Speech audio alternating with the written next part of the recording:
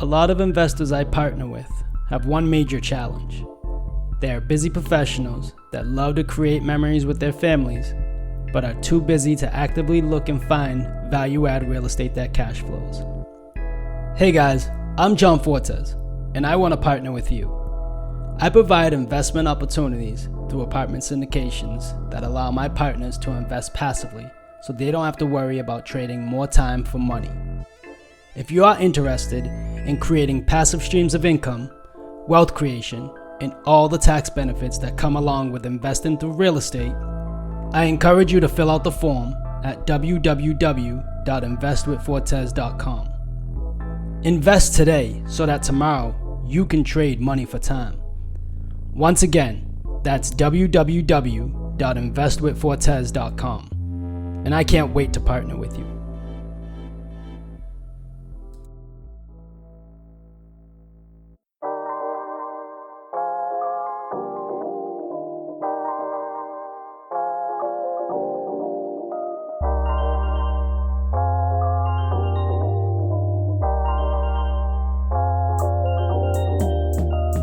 Are you a busy professional looking to diversify your portfolio?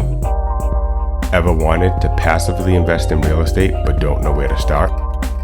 John Fortes provides you with a guide to passively invest in real estate. This is the Passive Investor Show. And now, the Passive Investor Show. Here's your host, John Fortes. Hello, PI listeners. Thank you for lending me your time today. Welcome to the Passive Investor Show. I'm John Fortes.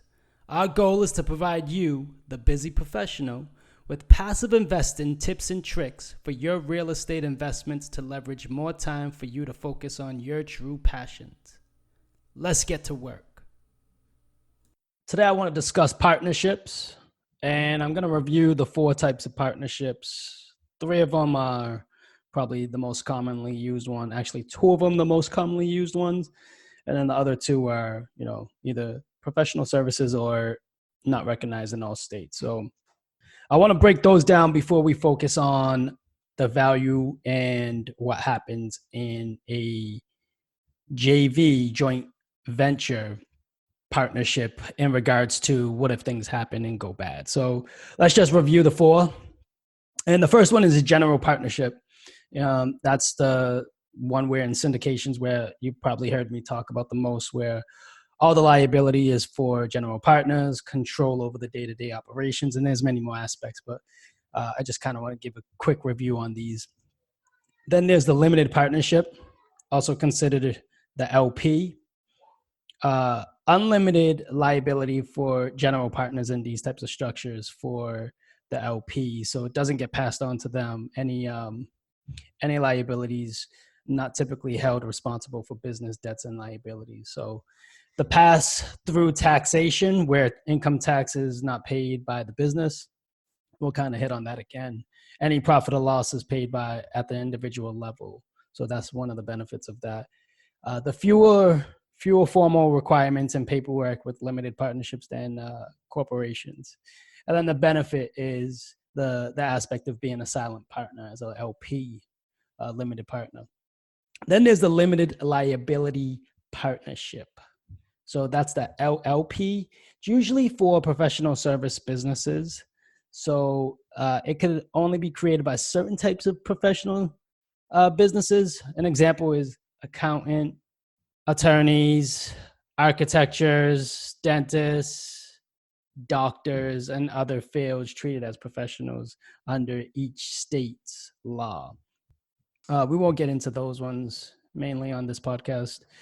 And limited liability, limited partnership, LLLP. These are not typically recognized in all states, so we won't even discuss those. The general partnership and the limited partnership, and I believe the limited liability partnership, tax considerations for partnerships is they're all basically taxed the same. No tax is paid by the partnership, and each individual is provided a Schedule K issued to each owner. I broke those down just to kind of give a a breakdown of each different type of structure. But what I really wanted to focus on is the joint venture. So if you don't know what a joint venture is, it's considered a JV, multiple parties coming together to work and compile resources to purchase a real estate asset and conduct the proper business plan for its use, right? So normally that's a JV, and that what the difference is with the syndication is in real estate, it's the syndication is used for buying large apartment complexes or buildings that the parties involved wouldn't normally be able to purchase and handle individually. It also allows companies to pool their resources and share the risk and returns. So you can actually buy a big apartment with a JV with a group of people, but you have to have predetermined roles for each member in that group. So here's where I tell you consult with an attorney to see what you can and can't do, because you want to create your structure appropriately and within the laws. But why I want to focus on this is because there's a lot of people that want to partner and there's a lot of people that want to invest passively, but the best way to take down a smaller unit might be with the JV opportunity, maybe with you and your brother, you and your sister, just a small group, right? So it could be one or two, it could be 2 to 3 people. If it is yourself, obviously that can't be a group, right? So the reason why I want to hit on this is we'll talk about what to look for with the partner. You want to consider that type of partnership is equal to a marriage. You want to know who you're marrying. You want to know the members and make sure you have similar goals for the asset. For instance, if one wants to sell in year 3 and you want to hold it for as long as possible, I wouldn't go into that partnership thinking one of us is going to change each other's mind. You have to have a plan and all have to agree with it. Don't go in thinking you're going to change someone's mind. Don't go in thinking we're only in it for 3 years or you're only in it for 3 years and then you'll get bought out or something. Be on the same page. Make sure there are legal docs when you have an entity. Review the operating agreement and know your rights. Now, what happens if there is a fallout? Obviously, here's where I tell you consult with an attorney, and I'm going to bring that up again too. So go back to the operating agreement and know what you can do. Know your rights. Is there going to be a buyout? Does your partner want to be bought out? Do you want to be bought out? Do you not see eye to eye anymore? And the business plan is not going in the direction you actually thought. You should have kind of had that already predetermined going in with the proper business plan. But things happen. People don't want to be a part of things anymore. But if you're going in with the long-term vision, you can get through most of the complexities of these type of real estate investments if you're partnering with other people. But you don't want to rush into it. And then you got to know what your partner is valuing the property at, right? So what is the value of the percentage of that you're gonna either buy your partner out or you're going to be bought out at? So stick to your principles, because if your partner is saying the building is valued at $2 million when it's stabilized and the building is emptied, if the building is not generating revenue, then the building is not worth $2 million. Stick to your principles. Consult with your attorney. Hopefully you guys can be cordial and come to an agreement with one another and then go your separate ways. Lastly, don't talk about other partners unless you are lifting them up. Let others learn from working with them. Don't be the mouthpiece. You hope that they change their ways. Maybe it's you. And if there's anything, there will be red flags out there. But I never talk about anyone unless I'm lifting them up to another level. I heard this great quote the other day, and it hit home. Matter of fact, it was somebody just complimenting us and just uplifting us, and we thanked them. They said, "Hey, thank you for complimenting us and helping us stay focused and grind." And he goes, "I don't lift people up. I take people with me." And I thought that was unbelievable.